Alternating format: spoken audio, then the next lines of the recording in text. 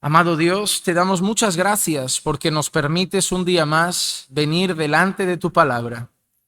Gracias, Señor, porque tu palabra es alimento para nuestra vida, porque no solo de pan vive el hombre, mas sí de toda palabra que sale de la boca de Dios. Y aquí está tu palabra escrita, inspirada.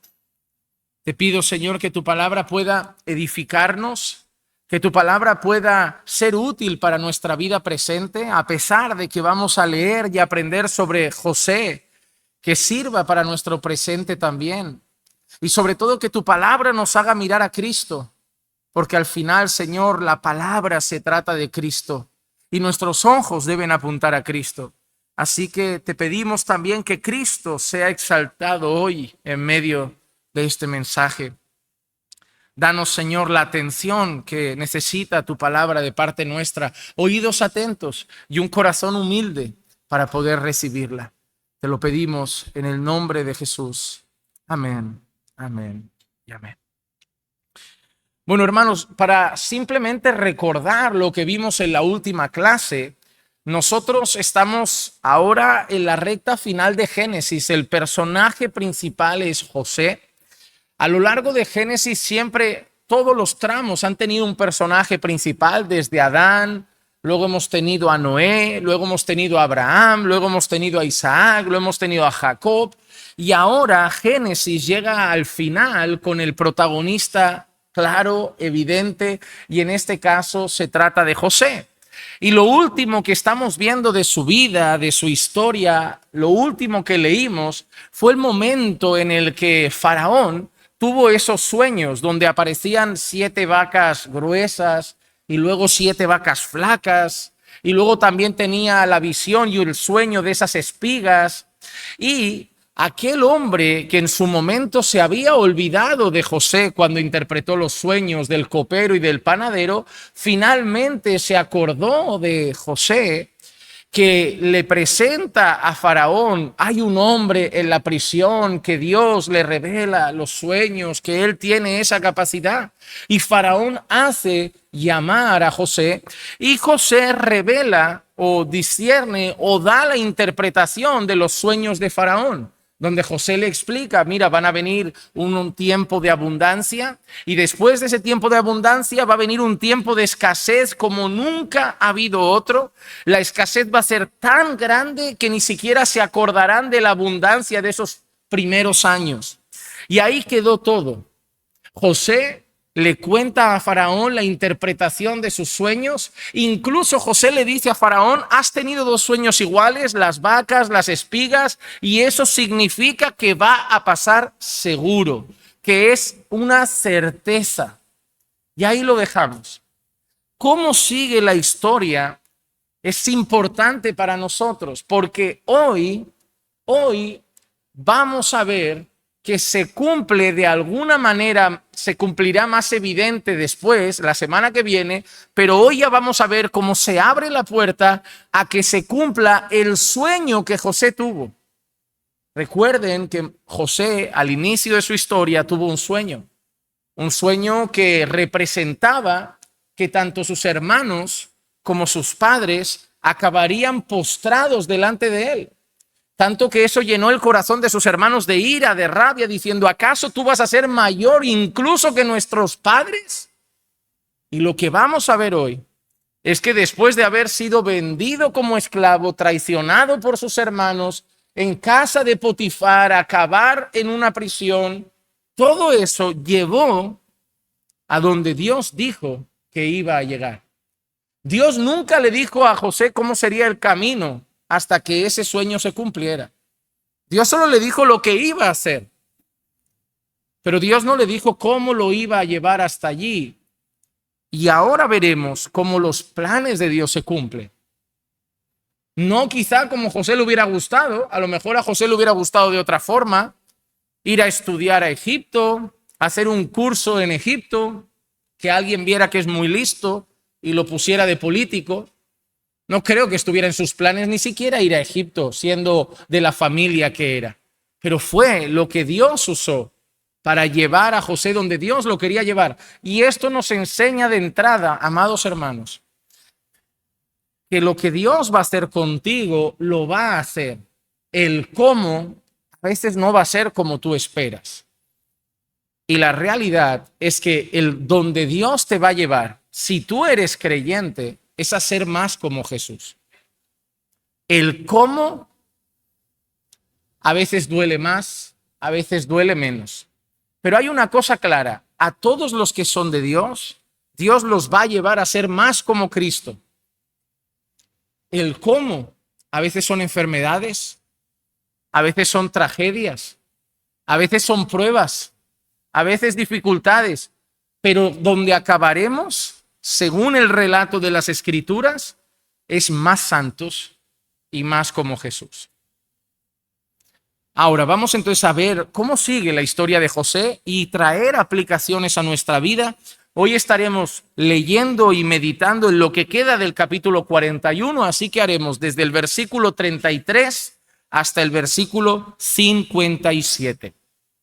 Ahora vamos a leer los versículos 33 al 36 y lo que vamos a ver es, después del sueño, qué consejo le da José a Faraón. José le va a dar un consejo a Faraón de lo que debería hacer con todo lo que se le viene encima. ¿Y qué consejo le va a dar? Versículo 33 al 36 dice: ahora pues, busque Faraón un hombre prudente y sabio y póngalo sobre la tierra de Egipto. Haga esto Faraón, nombre intendente sobre el país y exija 1/5 de la producción de la tierra de Egipto en los 7 años de abundancia, y que ellos recojan todos los víveres de esos años buenos que vienen y almacenen en las ciudades el grano para alimento bajo la autoridad de Faraón, y que lo protejan. Y que los víveres sean una reserva para el país durante los 7 años de hambre que ocurrirán en la tierra de Egipto, a fin de que el país no perezca durante el hambre. Así que, ¿qué consejo le da José? Mira, vienen 7 años de abundancia y 7 años de escasez como no ha habido antes. Mi consejo es: pon un hombre que dirija las cosas, coloca intendentes que vayan por los pueblos, y durante los años de abundancia que pidan un 20% de esa cosecha. No es ni siquiera un diezmo, no es ni siquiera una 10ª parte, que pidan un 20%, 1/5 parte es un 20% de la cosecha. Y mira qué interesante, aunque ellos dieran un 20%, seguirían teniendo mucho, porque venían tiempos de mucha abundancia. Pero cuando vienen tiempos de mucha abundancia, a veces los seres humanos tenemos el error de pensar que nunca va a volver la escasez. Eso ha pasado en el mundo. Gente que cuando el dinero crecía, compraban, se hipotecaban, hacían negocios, y han venido luego crisis. El ser humano a veces se olvida que de la misma manera que vienen tiempos de abundancia, pueden venir tiempos de escasez. ¿Y qué suele hacer mucha gente cuando vienen tiempos de abundancia? Viajar más, comprar más, gastar más, porque hay una ligera sensación de la prueba ya pasó y de aquí a que nos muramos esto es lo que nos espera, o incluso más. Pero José le da un consejo a Faraón. Nosotros no solo sabemos que vienen 7 años de mucha abundancia, nosotros también sabemos que luego vienen 7 años de mucha escasez. Y Egipto no se va a librar de eso. Egipto va a tener abundancia, pero Egipto también va a tener escasez. Así que en esos tiempos de mucha ganancia, haz un gran almacén y mete ahí el 20% de todo lo que se vaya cosechando. Porque como ya sabemos que va a venir escasez, cuando llegue esa hambruna, tendremos la mayor reserva de recursos de todo el mundo. A lo mejor habría gente que en los tiempos de abundancia vivirían como ricos. Y a lo mejor alguno no entendería por qué Faraón no nos deja disfrutar más. ¿Por qué tengo que darle este 20% cada vez de las cosechas? Es curioso porque a veces pasa esto en la vida real. Cuando hay tiempos de abundancia, hay gente que despilfarra, hay gente que es más ahorradora. Y cuando llega la escasez, el que despilfarraba suele ir a pedir ayuda al que no despilfarraba, porque guardó, porque tiene una reserva. Algunos le dicen a eso pues ser más conservadores en cuanto a la economía. Pero viendo el mundo inestable en el que vivimos, yo siempre sugiero que la técnica de Faraón aplicada por el consejo de José de guardar reservas para tiempo de escasez, que se considere, porque los tiempos buenos vienen y los tiempos buenos también se acaban. Lo mismo pasa con los malos. A veces tenemos una tendencia, los seres humanos, a pensar que los malos no duran para siempre. Cuando alguien sufre, ¿qué le decimos? Tranquilo, eso no dura para siempre. Tranquilo, eso no dura para siempre. Pero cuando alguien pasa por un buen momento, no le decimos lo mismo. Pero es una realidad. Imagínate que alguien viene y me dice, oh, pastor, estoy viviendo el mejor momento de mi vida y yo le suelto esto. Tranquilo, eso no va a durar para siempre. No, hombre, prefiero no contarle nada al pastor. ¡Qué desánimo! ¿Por qué? ¿Por qué te desanimas? Cuando me viniste a decir, pastor, estoy pasando una prueba y te dije, tranquilo, no dura para siempre, es verdad, me dio ánimo. Y ahora te he dicho lo mismo. Ya, pero es que yo me quiero quedar así. Pero esa no es la realidad. Esa no es la realidad. Si no, te animo a leer especialmente Eclesiastés capítulo 3. Hay un tiempo para todo en este lado bajo el sol. Hay tiempo de reír y hay tiempo de llorar. Hay tiempo de cosechar, hay tiempo de plantar, hay tiempo de tirar piedras, hay tiempo de abrazar. Tú lee ese capítulo. Tú lee ese capítulo. Por eso, estás pasando un tiempo de prueba. Ten fe, va a pasar. Estás pasando un tiempo bueno. Ten fe, va a pasar. Tendrás buenos y malos a lo largo de la vida varios. En todos estará el Señor. Y eso es lo importante. Eso es lo importante, que en la abundancia estará y en la escasez estará.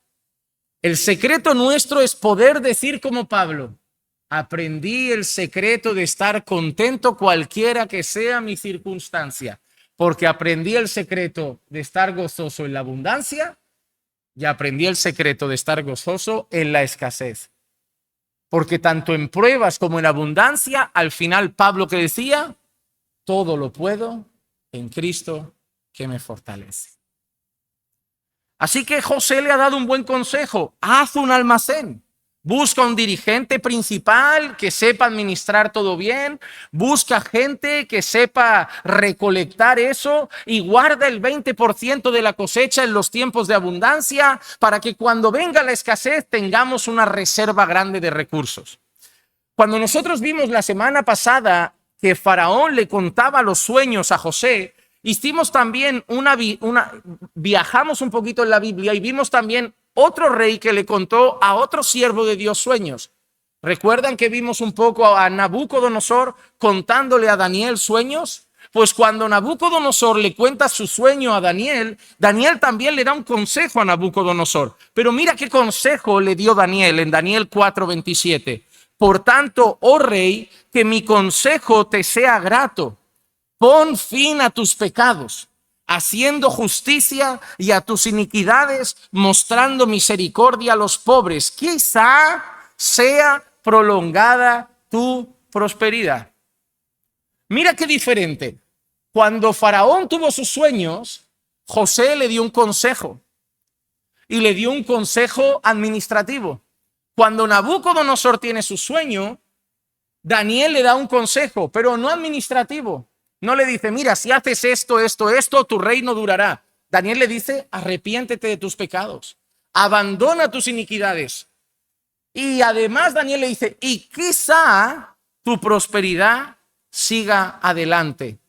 En ambos casos son reyes. En ambos casos piden consejo ante un sueño interpretado, pero el consejo que reciben no tiene nada que ver. No tiene nada que ver.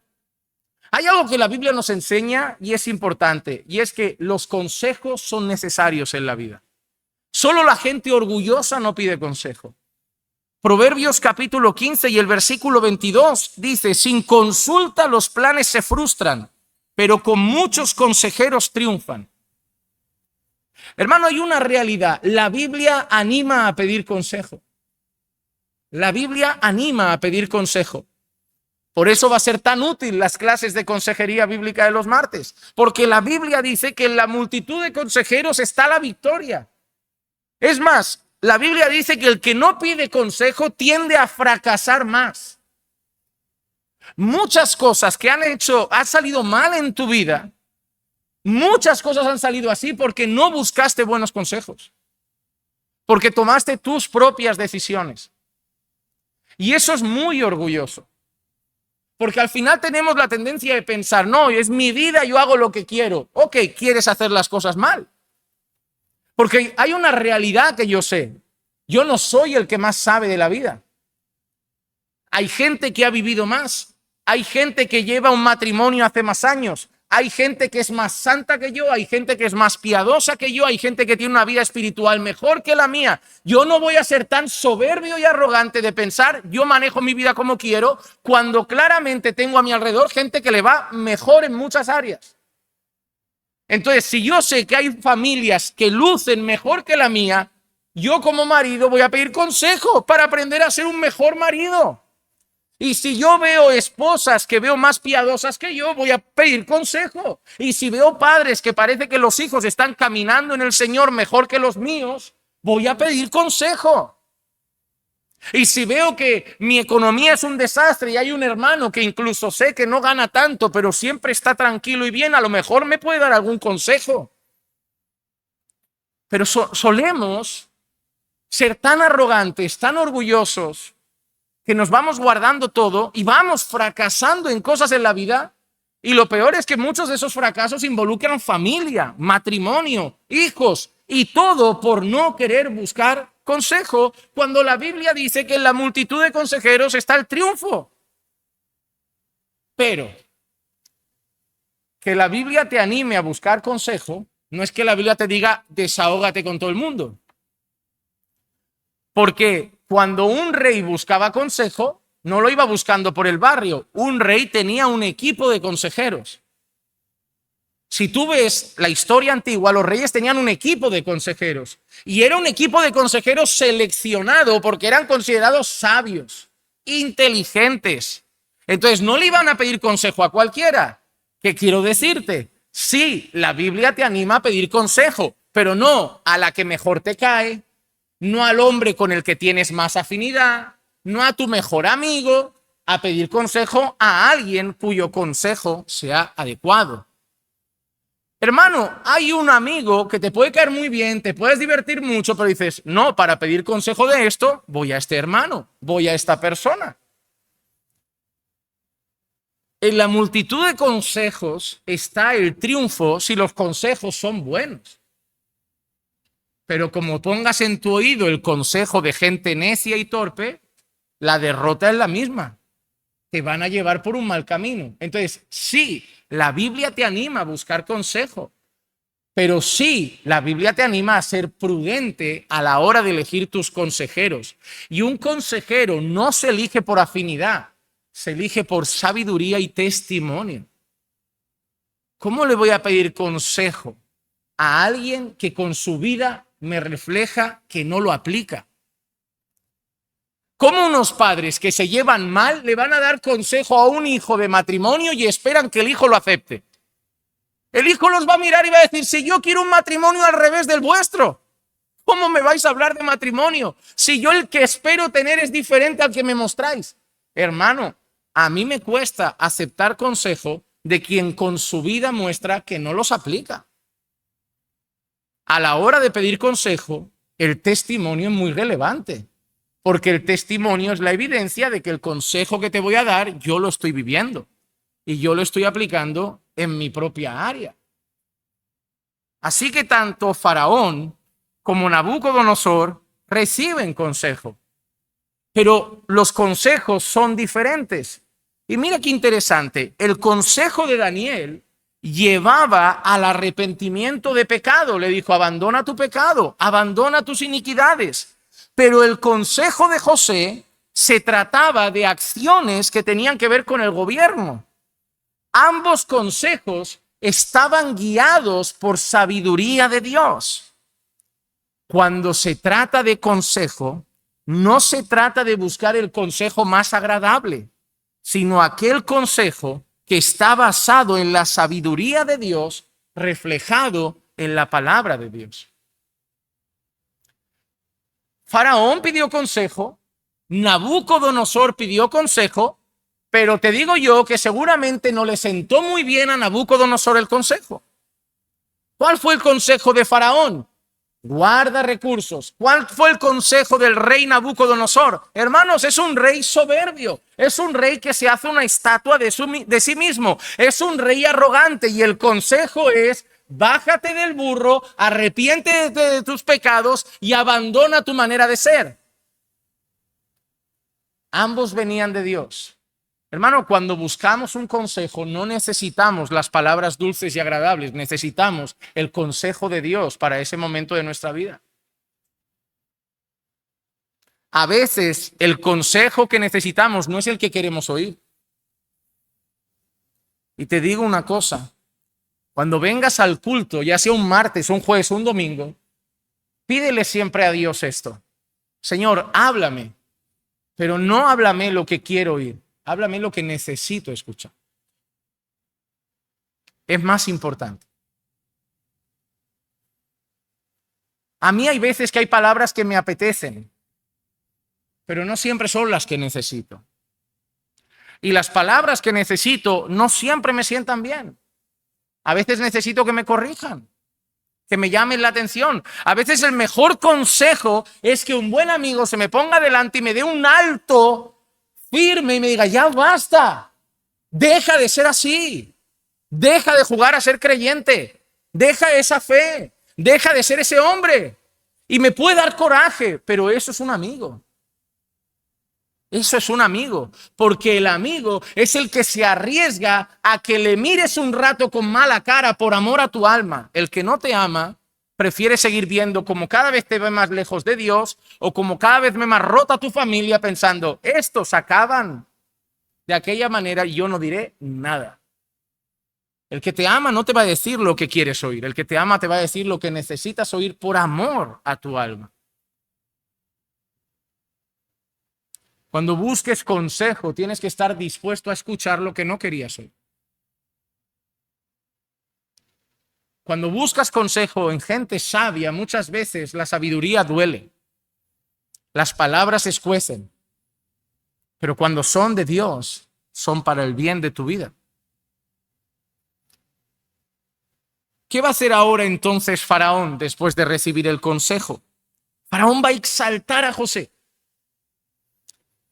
Génesis 41, versículo 37 al 45, mira qué dice: y la idea pareció bien a Faraón y a todos sus siervos. Entonces Faraón dijo a sus siervos: ¿podemos hallar un hombre como este en quien esté el Espíritu de Dios? ¡Wow, hermano! José le había dicho que escogiera a alguien para que administrase todo eso. Y después de escuchar todo el consejo, Faraón llega a esta conclusión: ¿podemos hallar un hombre como este en quien esté el Espíritu de Dios? Cuando yo leía esto, me vino una pregunta al corazón.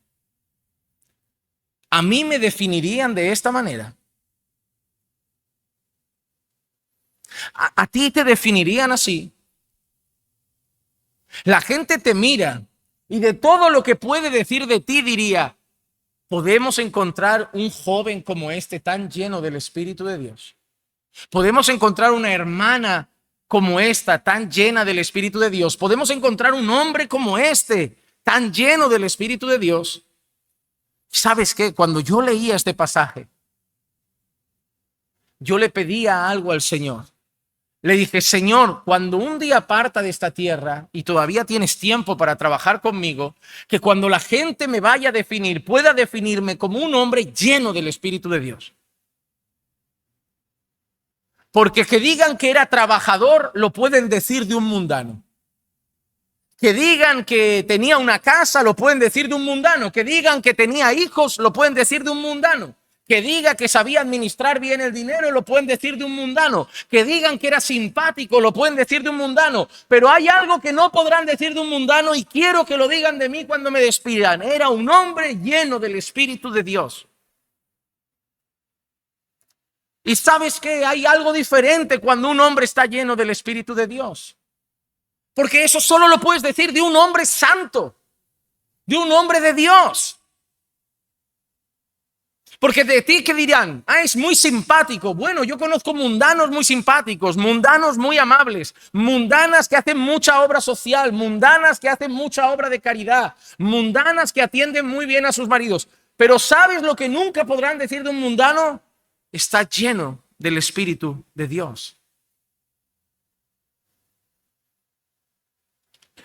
Hermano, es tu oración que seas una persona llena del Espíritu Santo. Es tu oración esa. Le pides a Dios regularmente, Señor, lléname de ti. Quiero ser un hombre consagrado a ti. Quiero ser una mujer consagrada a ti. Quiero ser un padre lleno de tu Santo Espíritu. Quiero ser una madre llena del Espíritu Santo. Porque el matrimonio tiene problemas, la paternidad tiene problemas, la iglesia tiene problemas, el mundo tiene problemas, el trabajo tiene problemas. Y no quiero reaccionar a todos los problemas que tiene la vida como reacciona el mundo. Quiero reaccionar como un hombre o como una mujer lleno del Espíritu Santo. ¿Sabes cuándo se nota quién está lleno del Espíritu Santo? En los momentos difíciles. En los momentos de tensión, cuando todos gritan, el lleno del Espíritu Santo no. En los momentos de tensión, cuando se tiran de los pelos, el lleno del Espíritu Santo no. Es en esos momentos donde se va a ver si estamos consagrados a Dios, si estamos llenos de su Espíritu. En los momentos del día a día, en los buenos y agradables, todo el mundo parece estar lleno de Dios. Es en la prueba, en la enfermedad, en la dificultad, en la disputa, en la tensión. En ese momento que se ve quién es guiado por el Espíritu de Dios. Tu familia necesita un hombre lleno del Espíritu de Dios. Tus hijos necesitan una madre llena del Espíritu de Dios. No una madre que va a la iglesia, pero cuando todo se complica, actúa como una mujer normal. Una madre llena de Dios. Un padre lleno de Dios. Un esposo, una esposa llenos de Dios. Y Pablo nos llama a eso, hermano. Pablo lo dice, no os embriaguéis con vino en lo cual hay disolución. Más bien, sed llenos del Espíritu Santo. Todos los creyentes tenemos al Espíritu Santo. Hemos sido sellados con el Espíritu Santo. Somos templo del Espíritu Santo. Pero otra cosa es llenarse del Espíritu Santo. Mira cómo sigue Faraón después de ver esa virtud en José, de describirlo de esa manera. Dice, y Faraón dijo a José, puesto que Dios te ha hecho saber todo esto, no hay nadie tan prudente ni tan sabio como tú. ¡Qué descripción! Lleno del Espíritu Santo, prudente y sabio. Faraón no es un hombre disparatado. Tiene probablemente la nación más poderosa del momento, así que es un hombre que seguro sabe hacer las cosas. Y va a poner a su primer ministro a su mano derecha, y 3 virtudes ha visto en él: lleno del Espíritu de Dios, prudente y sabio. Hermanos, son cualidades que nosotros deberíamos cultivar. ¿Te consideras una mujer prudente al hablar, al escuchar, al estar con amigas? ¿Eres una mujer prudente y sabia? ¿Eres un hombre prudente y sabio en lo que ves, en lo que escuchas, en las películas que eliges poner en tu casa, en las series que entran por tu televisión? Yo no sé cómo vives en privado, pero pregúntate si tu tele, tu ordenador, tus redes sociales definen a alguien prudente, sabio y lleno del Espíritu Santo. Dice, tú estarás sobre mi casa y todo mi pueblo obedecerá tus órdenes. Solamente en el trono yo seré mayor que tú. Y Faraón dijo también a José, mira, te he puesto sobre toda la tierra de Egipto. Mira qué interesante, ¿eh? Potifar puso a José sobre toda su casa. En la cárcel pusieron a José sobre los presos. Pero ahora Faraón acaba de poner a José sobre toda la tierra de Egipto. Mira qué expresión le ha dicho. Salvo en el trono donde yo estoy, todo lo demás tú estarás por encima de todo el mundo. Solamente no me superarás a mí. Solamente no superarás a Faraón. Y mira lo que dice. Y Faraón se quitó el anillo de sellar de su mano y lo puso en la mano de José. Eso para nosotros a lo mejor no tiene mucha relevancia en nuestra cultura, pero ese anillo, ¿saben qué representa? Representa autoridad.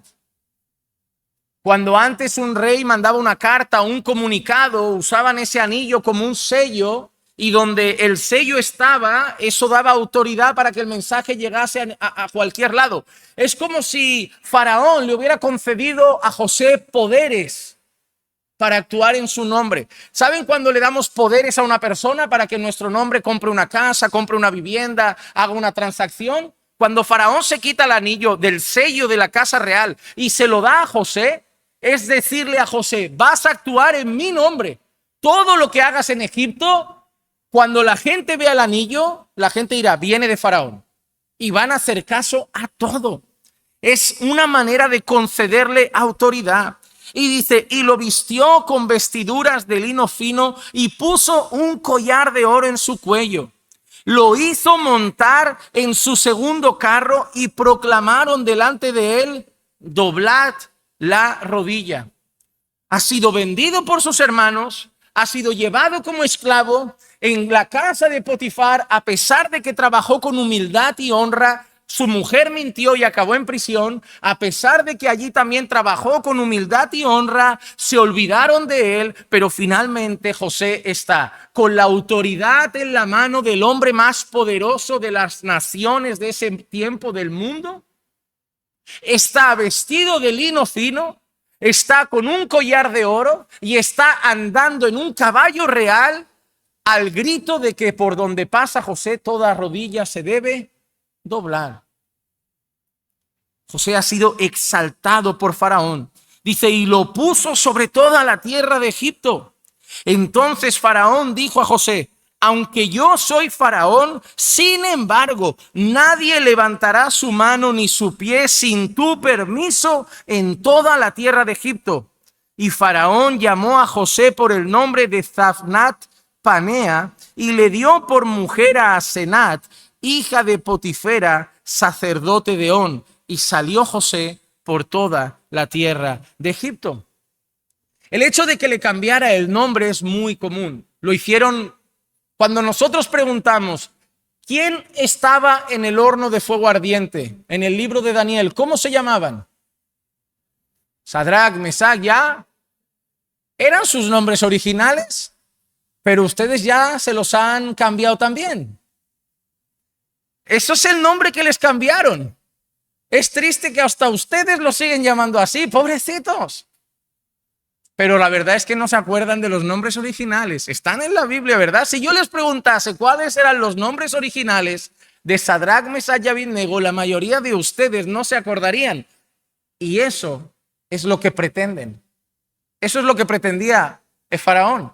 Y eso es lo que pretendían en Babilonia, que no se acordaran de quién eran. Parece una broma lo que hemos hecho, pero lo consiguieron.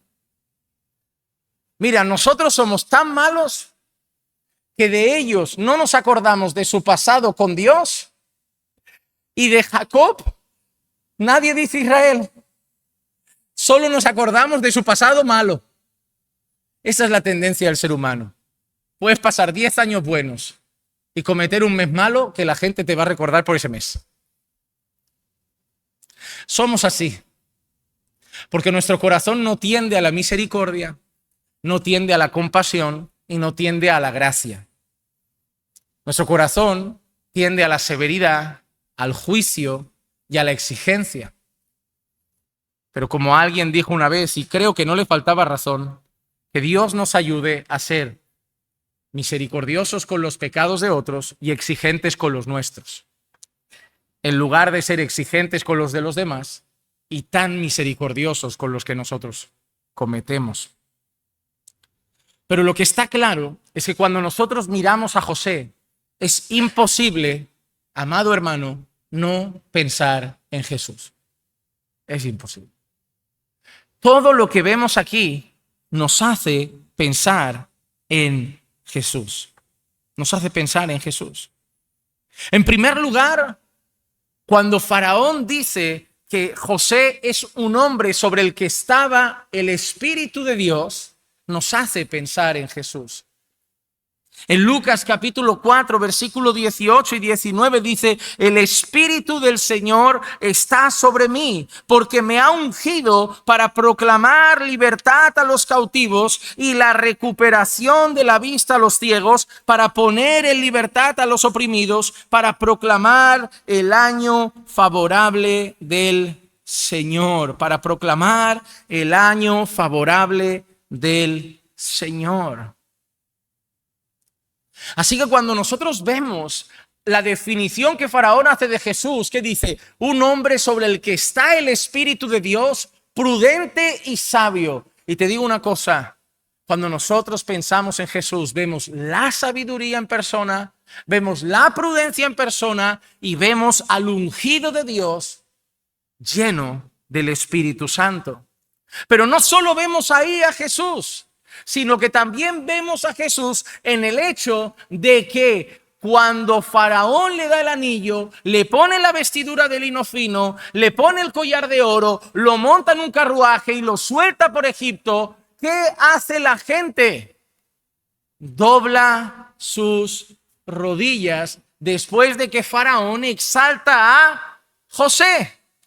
¿Y qué dice Filipenses capítulo 2, versículo 8 al 11? Y hallándose en forma de hombre, se humilló a sí mismo, haciéndose obediente hasta la muerte y muerte de cruz, por lo cual Dios también le exaltó hasta lo sumo y le confirió un nombre que es sobre todo nombre, para que al nombre de Jesús toda rodilla se doble, de los que están en los cielos, en el cielo y en la tierra y debajo de la tierra, y toda lengua confiese que Jesucristo es el Señor.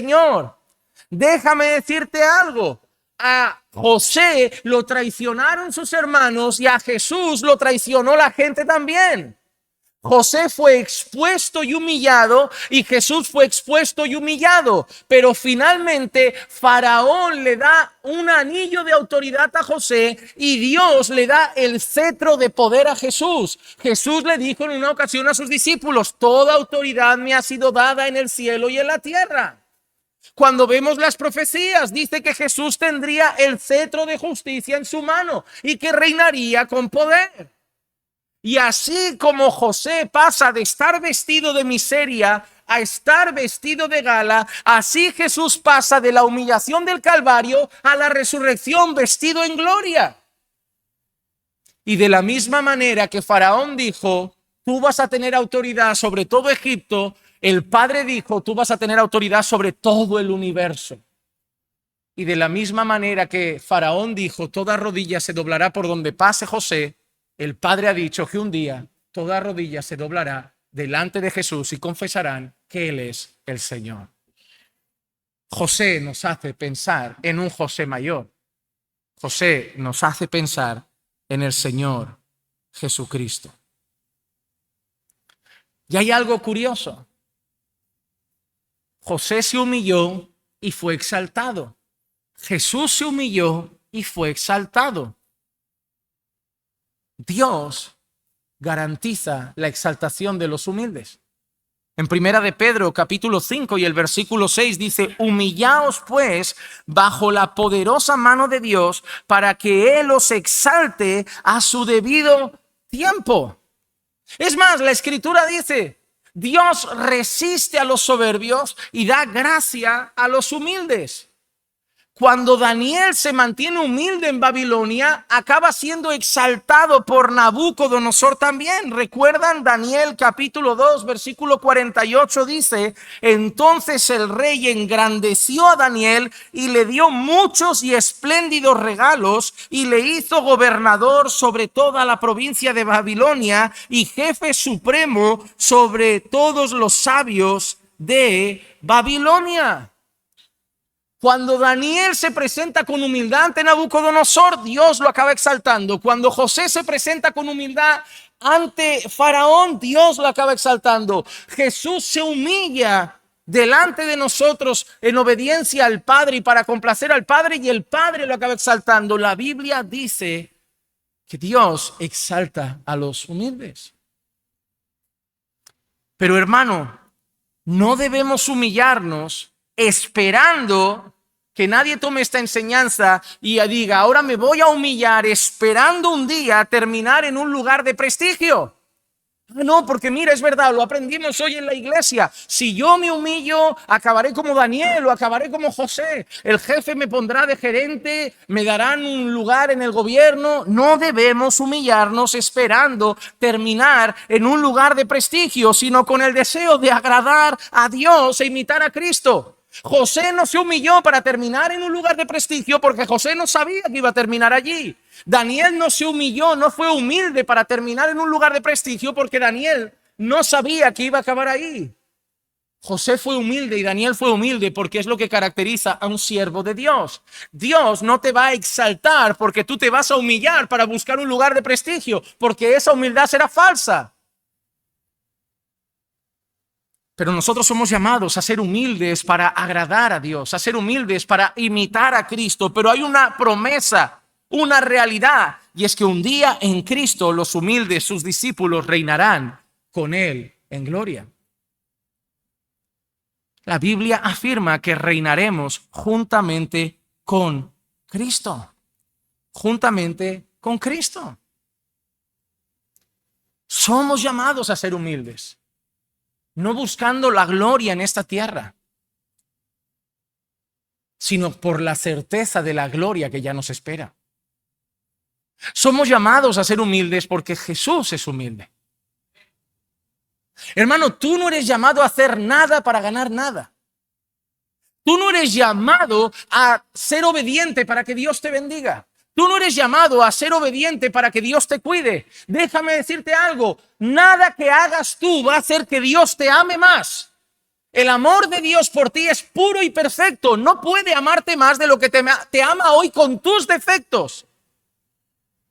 Nada de lo que tú hagas va a hacer que Dios te mire con mejores ojos. Y déjame recordarte por qué. Porque cuando Dios te mira, no te ve a ti, ve a Jesús. Y Dios ama a Jesús. Entonces, cuando tú fallas, Él lo que sigue viendo en ti es la justicia de Jesús sobre ti. En aquella cruz Él lo trató como tú merecías para que hoy Él te mire y te ame como solo Cristo merece. Aquel de quien el Padre dijo: Él es mi Hijo amado, en quien tengo complacencia. La justicia de Él está sobre ti. Cuando falles a Dios, y le vas a fallar, si en algún momento pasa por tu mente pensar: ¿cómo me va a amar Dios así? Pues en Cristo. En Cristo. Por tu pecado, claro que no mereces su favor, claro que no mereces nada, pero todas las bendiciones las tienes en las regiones celestiales en Cristo. Déjame decirte algo, fuiste escogido en Cristo, bendecido en Cristo, amado en Cristo.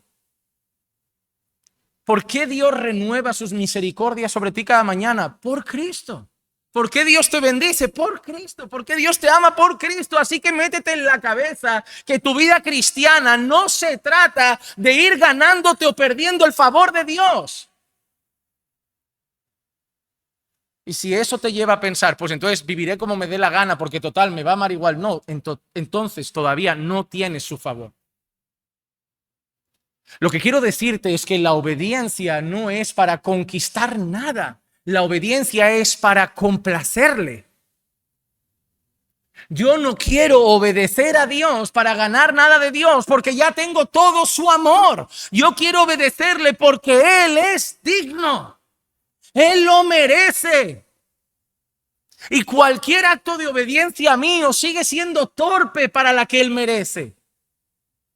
Si yo oro, Él merece más. Si yo obedezco, Él merece más. Si yo predico, Él merece más. Si yo me doy un poco para servirle, Él merece más. Yo podría venir aquí a predicar todos los días de la semana y Él merece más. Yo no me puedo ganar su favor porque Él merece todo. Yo no llego ahí. Pero le daré todo lo que pueda sabiendo que el favor que tengo de Dios no me lo gano. Ya me lo han dado. Lo conquistó Jesús. Tu razón de ser es Jesús. Tu relación con el Padre no depende de ti. Depende de Jesús. ¿O no nos lo enseñó? Yo soy la vid, vosotros los pámpanos. Alejados de mí, nada podéis hacer. Es decir, de vosotros no depende, depende de que estéis en mí. Voy a orar al Padre. ¿Por qué puedes orar? ¿Te has preguntado simplemente por qué puedes orar? Porque Él te dio acceso a su trono. ¿Y por qué lo acabas de llamar Padre? Porque en Él fuiste adoptado como hijo. Hermano, da gracias por Jesús, porque todo se trata de Él. La historia de la redención no se trata de Abraham, ni de Adán, ni de Noé, ni de Isaac, ni de Israel, ni de José. Se trata de Jesús. Se trata de Jesús. Siempre se ha tratado de Jesús. Siempre se ha tratado de Jesús. Dios no te va a dejar de amar. Si estás en Cristo, Dios no te va a dejar de amar. Con amor eterno te he amado. Ya, pero yo le fallé. Cuando vosotros sois infieles, Él sigue siendo fiel, porque Él no puede negarse a sí mismo. No se trata de ti. Y esto no debería llevarte a una vida relajada. Por el contrario, esto debería llevarte a enamorarte más de Él y decir, ¿cómo no amarle? Ahora quiero darme más, obedecerle más, orar más, buscarle más. El que ha sido alcanzado por Cristo, cuando entiende la gracia, no se relaja, se da más. Porque al que mucho se le perdona, el que entiende cuánto hemos recibido por gracia, al que mucho se le perdona, mucho ama. Mucho ama. Así que así como Faraón exaltó a José a su diestra, el Padre exaltó al Hijo a la suya, en un lugar mucho más elevado que el trono de Egipto, el trono del universo. Ahora, los versículos 46 al 49 nos van a mostrar cómo José trabajó en Egipto después de todo esto. Dice, José tenía, ¿cuántos años?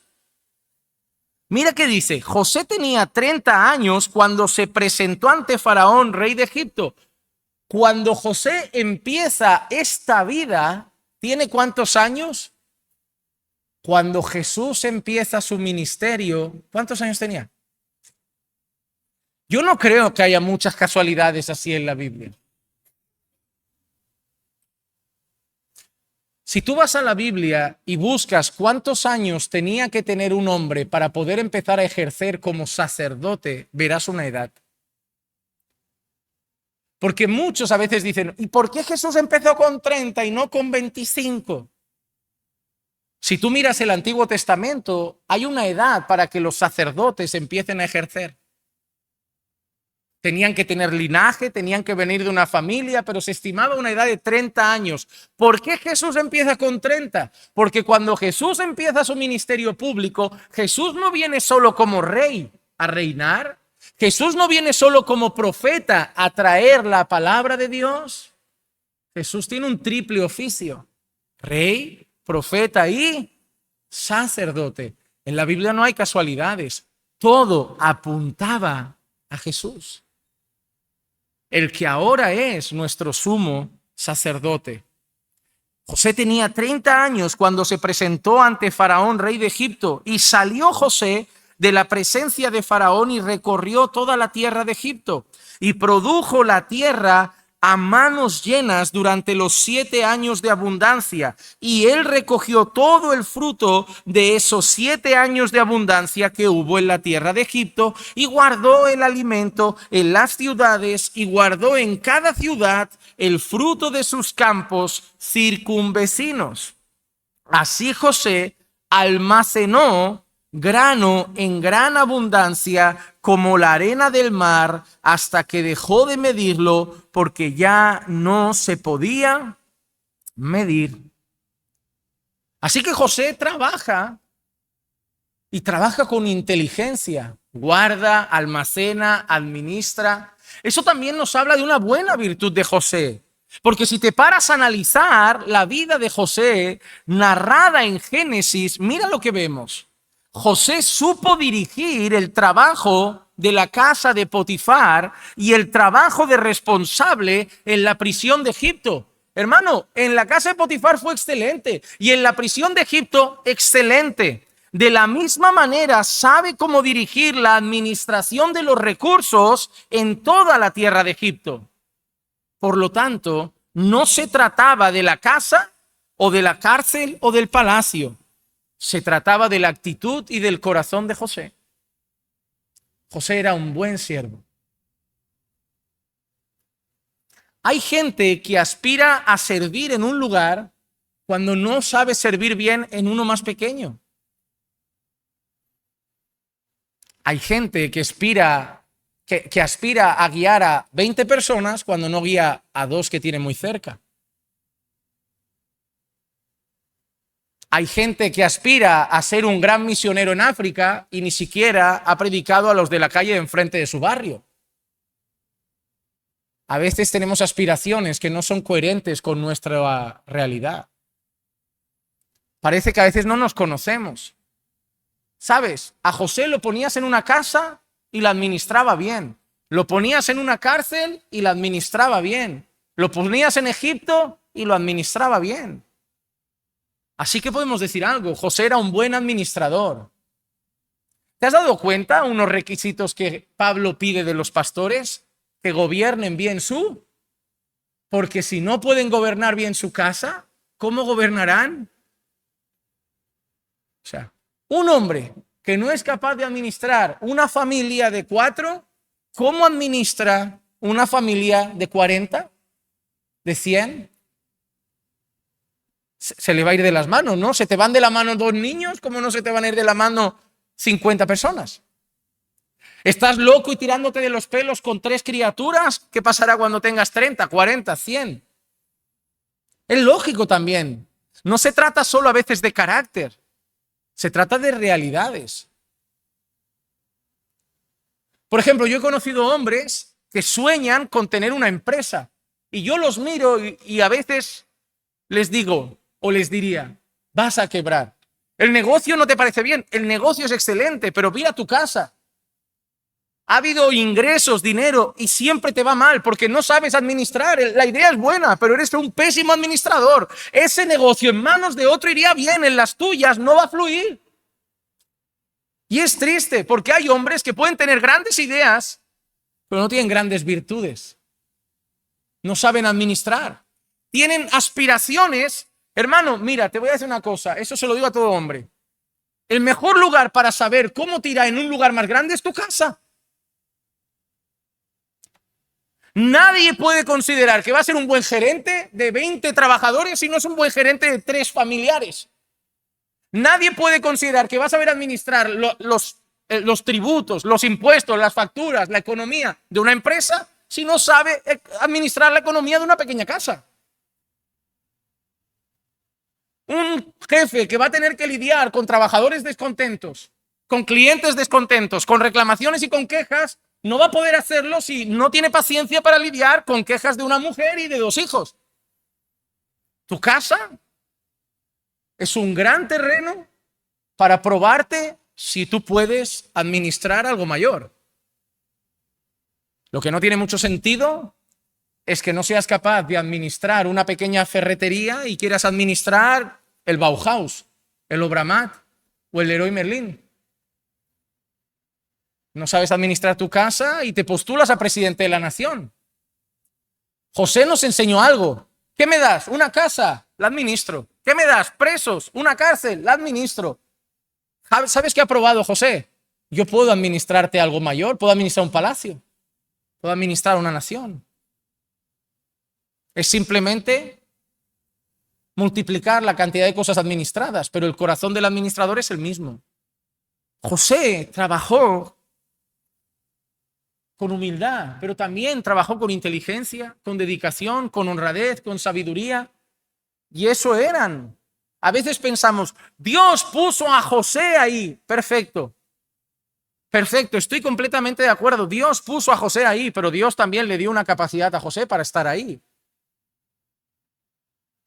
Dudo, de verdad te lo digo, cuando veo a alguien en una posición que me dice, Dios me ha puesto ahí, y esa posición la hace mal, yo soy de pensar que el Dios que llama capacita. Y que si alguien ahí no sabe hacerlo, quizás que se tiene que plantear si Dios lo quería en ese lugar. A veces nuestro corazón decimos que es Dios. No, Dios quiere que haga. ¿Dios o tu corazón? Si Dios te llama, Dios te capacita, como a José. Dios lo puso como gobernador de Egipto, pero le dio un corazón que desde la casa de Potifar, la prisión hasta Egipto, sabía gobernar bien. ¿Qué nos narra ahora el texto ya llegando al final? Ahora el texto nos va a presentar los hijos de José. Versículos 50 al 52 dice, y le nacieron a José 2 hijos antes de que llegaran los años de hambre, los que le dio a luz a Senat, hija de Potifera, sacerdote de On. Y al primogénito José le puso el nombre de Manasés. Y vamos a ver el significado, porque dijo, Dios me ha hecho olvidar todo mi trabajo y toda la casa de mi padre.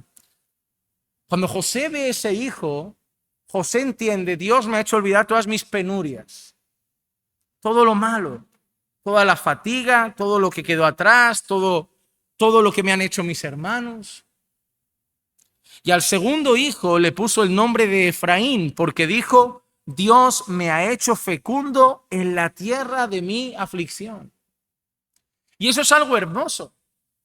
José no niega que esa ha sido la tierra de su aflicción. José no niega la prueba. José no niega lo mal que lo ha pasado, pero José también ve que Dios le ha honrado ahí. Y ese es el nombre que le pone al segundo hijo, Efraín. Dios me ha hecho fecundo en la tierra de mi aflicción. Y terminamos con los últimos versículos 53 al 57, donde Moisés va a narrar ya la llegada de la hambruna al mundo. Y con eso termina el capítulo 41. Dice así, cuando pasaron los 7 días de abundancia, los 7 años de abundancia que había habido en la tierra de Egipto y comenzaron a venir los 7 años de hambre, tal como José había dicho, entonces hubo hambre en todas las tierras, pero en toda la tierra de Egipto había pan. ¿Por qué? Se había guardado toda esa reserva. Cuando se sintió el hambre en toda la tierra de Egipto, el pueblo clamó a Faraón por pan, y Faraón dijo a todos los egipcios, id a José y haced lo que él os diga. Y el hambre se extendió sobre toda la faz de la tierra. Entonces José abrió todos los graneros y vendió a los egipcios, pues el hambre era severa en la tierra de Egipto. Y de todos los países venían a Egipto para comprar grano a José, porque el hambre era severa en toda la tierra. Así que cuando todo el mundo estaba en crisis, Egipto se enriquece más, porque no regaló el grano, no regaló el pan, hizo negocio como con las mascarillas en la cuarentena. Ahora te compras una mascarilla y te dice el de la farmacia, te la regalo. Antes costaban 20 euros. Y solo las podías usar 2 veces. Porque, hermano, algo que el mundo sabe es que cuando vienen crisis, para algunos vienen oportunidades. Vino hambre, pero Egipto estaba preparando, y cuando el hambre llegó al mundo, Egipto dijo, ahora el grano que valía 10, lo pueden comprar por 50. Pero una pregunta que me hago yo, ¿quién trajo el hambre al mundo? ¿Fue casualidad? ¿Fue una mala administración de los países, de los recursos? Mira lo que dice el Salmo 105 y el verso 16. Y llamó al hambre sobre toda la tierra y quebró todo sustento de pan. ¿Quién llamó al hambre? Dios. ¿Quién quebró todo sustento de pan? Dios. Porque Dios tenía un propósito. ¿Cuál? Que fueran a José, para que se cumpliera exactamente lo que Dios había mostrado, porque entre los que irían a José a buscar pan, ¿quién estará? Y lo veremos la semana que viene. Sus hermanos, su familia, que acabará con la rodilla postrada y suplicando ayuda al hermano que traicionaron. Pero no quiero terminar este mensaje sin volver a mirar a Jesús. Porque así como con el hambre de pan solamente José tenía pan, así con el hambre espiritual solamente Jesús tiene pan. Para el hambre físico, solo José podía saciarlo. Para el hambre espiritual, solamente Jesús puede saciarlo. En Juan 6:35 dice, Jesús les dijo, yo soy el pan de la vida. El que viene a mí no tendrá hambre, y el que cree en mí nunca tendrá sed. La diferencia es que José vendía el pan y Jesús lo regala. Jesús lo regala para todo aquel que reconoce su necesidad de pan. Hermano, el problema de este mundo no es que no necesite pan. El problema de este mundo es que su corazón rebelde no les deja reconocer su necesidad de pan. El mundo necesita a Jesús. El mundo se muere de hambre espiritualmente, está muerto literalmente en delitos y pecados, necesitando vida y salvación. Pero no son capaces de reconocer su necesidad. Y doy gracias a Dios, porque tú y yo éramos así. Vivíamos en nuestros pecados sin creer que teníamos hambre de Jesús. Vivíamos en nuestras embriagueces, fornicaciones, mentiras, creyendo que estábamos saciados. Pero doy gracias a Dios, que ya sea en una campaña, en una conferencia, hablando con un amigo o en un culto de domingo, un día nuestros ojos se abrieron y el Señor nos hizo ver nuestro interior y reconocer, soy un miserable, tengo hambre de algo mayor que pan. Necesito algo mayor que el pan. Necesito el pan de vida. Así como el juicio de la hambruna sobre la tierra revelado por Dios llegó, asimismo el juicio venidero anunciado por el Señor vendrá. Y de tal forma como los hombres tenían que ir a José para saciar su hambre física, los pecadores solamente encontrarán en Jesús el poder saciar su hambre espiritual y su necesidad de salvación. Para el mundo viene algo peor que 7 años de hambruna. Viene un juicio venidero. Y de la misma manera que la gente empezaba a decir, tenéis que ir a Egipto, ahí hay pan, tenéis que ir a José, él tiene pan. Es nuestro trabajo, hermanos, ir a este mundo y tener que decirle a la gente que solo Jesús tiene pan, que hay un lugar con pan. Como alguien dijo una vez, evangelizar es un mendigo diciéndole a otro mendigo dónde encontrar pan. Pero el pan que sacia el alma, el pan de vida, el pan que tenemos en Cristo. Así que Cristo es nuestro perfecto José. Alguien mayor que José, alguien más grande que José, porque José solo podía dar pan que sacia un rato. Y Jesús nos ha dado un pan que nos ha saciado para vida eterna. Que hoy salgas de aquí dando más gracias a Dios que nunca por Jesús nuestro Señor. Vamos a orar. Señor, te damos muchas gracias porque un día abriste nuestros ojos para que pudiésemos ver nuestra necesidad de pan espiritual, nuestra necesidad de vida, y correr a Cristo como aquellos hombres corrían a José para saciar nuestra alma y encontrar salvación. Gracias, porque tú le diste autoridad, tú lo vestiste de gloria y tú le diste un nombre que es sobre todo nombre. Y un día toda rodilla se doblará y confesará que Jesús es el Señor, pero nosotros lo confesamos hoy, lo reconocemos ya. Y solamente porque tú abriste nuestros ojos y nos permitiste ver.